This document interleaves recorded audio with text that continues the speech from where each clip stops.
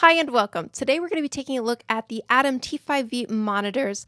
Now, I was sent these monitors in order to review them, so I've been putting them through their paces and compiled my thoughts and opinions, and let's dive in. In Adam's T series, the number 5 is referencing the size of the woofer. So this is the T series 5-inch woofer in a vertical orientation, or the T5V.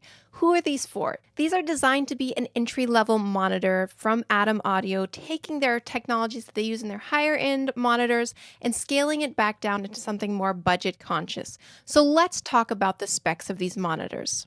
The T5Vs have a frequency response of 45 Hz to 35 kHz. Here they give the measurement for total harmonic distortion above 80 Hz to be 0.5%. A maximum sound pressure level of 106 decibels per pair is plenty loud for the kind of home studio or small space that you'd be using these in. And the crossover frequency between the woofer and the tweeter is at 3 kHz. These have the 5-inch polypropylene woofer we talked about with the UART tweeter, which we'll talk about shortly. Your control options on the back are a gain knob, a high shelf EQ switch for plus or minus 2 decibels above 5 kHz, and a low shelf EQ with the same plus or minus 2 dB option below 300 Hz. You've got two Class D amplifiers built in separately powering the woofer and the tweeter, and your input options are a balanced XLR connection or an unbalanced RCA connection. In the box, you get a power cord and a quick start guide. The full manual is available online, and they come with a 5-year warranty. It's 2 years out of the box and an additional 3 years when you register your monitor, so be sure to do that if you get a pair of these. They are a little bit deeper than I was expecting compared to other monitors I own at almost 1 foot deep, 11.7 inches. I've touched on some of the most important specs here when considering monitors in this price range, but for full details, including measurement data, please hop on over to the Adam Audio website. What sets these apart from other monitors? Most people are going to tell you it's their tweeter design. So Adam Audio originally created their XR tweeter, which is a modified ribbon tweeter, and they took that and scaled it down to be the UART tweeter that are used in these monitors. Now, these extend to, I think, 25 kilohertz, while the XR extend to 50 kilohertz. That's a big difference, but they're still well beyond the human range of hearing. Why does that matter? Adam Audio is looking to create as clear and detailed a sound as possible, hence extending it beyond so that we're not hearing distortion at the top of the range. So in these monitors, it goes again beyond our hearing, but what's really important is that it's going to be helping especially with transients. So you might notice that in these monitors with compression is more obvious because of the way you're getting clearer transients. So another thing about the tweeters is their dispersion. Their dispersion is actually a little bit more concentrated in this ribbon tweeter that is in this vertical orientation like you can see behind me, because it's not a cone and it's not spewing out. They do that in order to create a little bit more controlled of a field, which is going to make it easier for making music, rather than having sound waves bouncing off everywhere. So in a small space like this, I'm sure you're not in a perfect studio either, it does help to have that kind of control dispersion that these monitors have. So what people really like about the Adam Audio tweeters is their clarity and detail with a wide sweet spot that's created. And for anybody who's ever created a little pencil mark in the middle of their desk, or has actually created a little piece of tape to make sure that you're sitting in that ideal listening position when you're mixing, something like this is going to give you a little bit more flexibility in moving around than being really rigidly locked into a listening position. Some notes on setup and configuration. To make sure that you're getting the most out of your monitors, there are a couple of things to be aware of in any situation. And number one is your placement, not only of your between your monitors and yourself, but also distance to the walls, the placement in your room, and the Adam Audio intro guide manual. That's the word I'm looking for. The Adam Audio manual does a really good job of walking you through an ideal placement in your small room for these monitors. Now, one other thing to think about is actually how you're putting them either on a desk, on stands, things like that. Now, you'll see that I have isoacoustic stands for the monitors that are behind me. I've always used them when monitoring, and that's because it takes it off that desk, and I'm getting a tighter bass response using stands like these. You could also use a pad, just get them off your desk somehow. So placement and stands, and my next thing is going to be cables. The cables that I am using are the Mogami cables. I am using the balanced input on this into my audio interface for the best possible signal. Quality cables do matter, and if you're shelling out for a little bit of a nicer entry-level monitor like this, you do not want the cheapest cables possible. Make sure you get yourself some good balanced cables for use with these. One of the questions that I have seen with these particular monitors is the best rear configuration settings, and that is going to be it entirely depends on your settings. So in this small room, my monitors are only about 10 inches from the wall. So that means I need to be careful.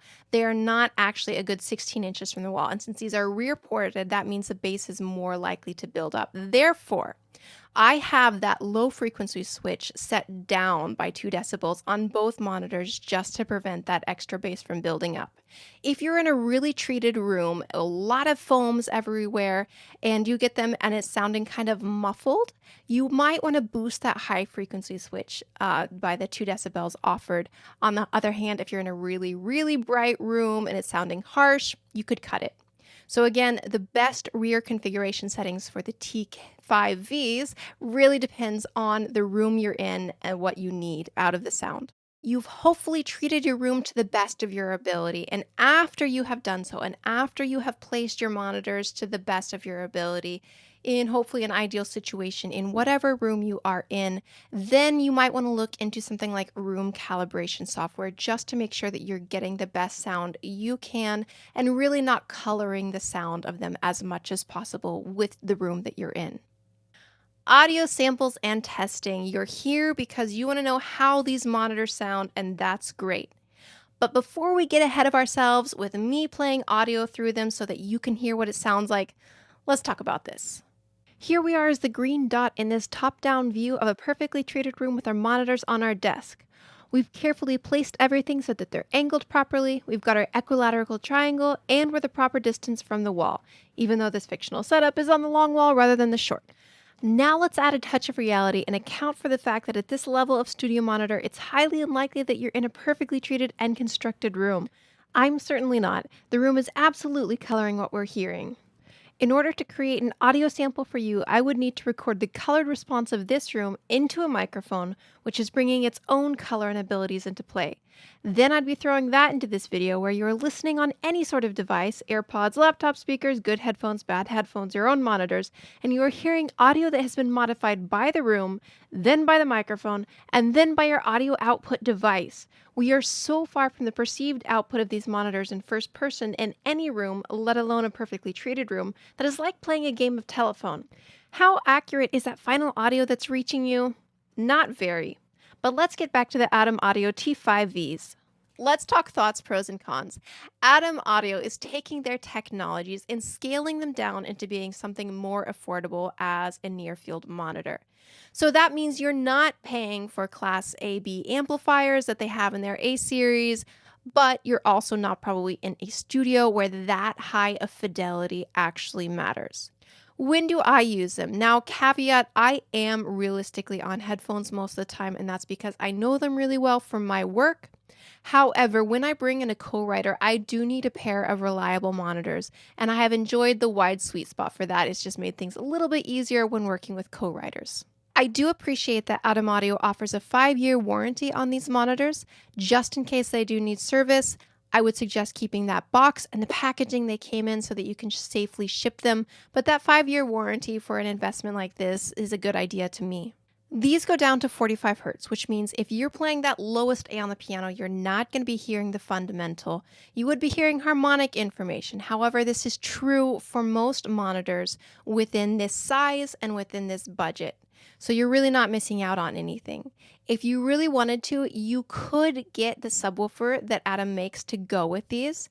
Just keep in mind, how friendly are your neighbors right now? How friendly do you want them to be? Do you need it? Yes, no, depends on your situation, depends on how you monitor your sub bass. On a purely aesthetic note, I actually like the series design of these. I like them a little bit more than more playful designs.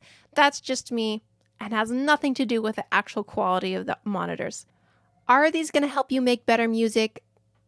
Maybe. But keep in mind, they are a tool. Your tools are only as good as your ears are. So if you're really serious about making better music, it's better to train your ears than rely on any tool for magically making your music better. Overall, I would recommend seriously considering these monitors if you're looking within this budget range. I think that they're worth your time and consideration, and appreciate you taking the time to stick with this review. I've touched on what I feel is most important about them. I'm sure you can find more information elsewhere, and I hope that you feel more empowered to go out and choose the right monitor for you. Thank you so much for watching.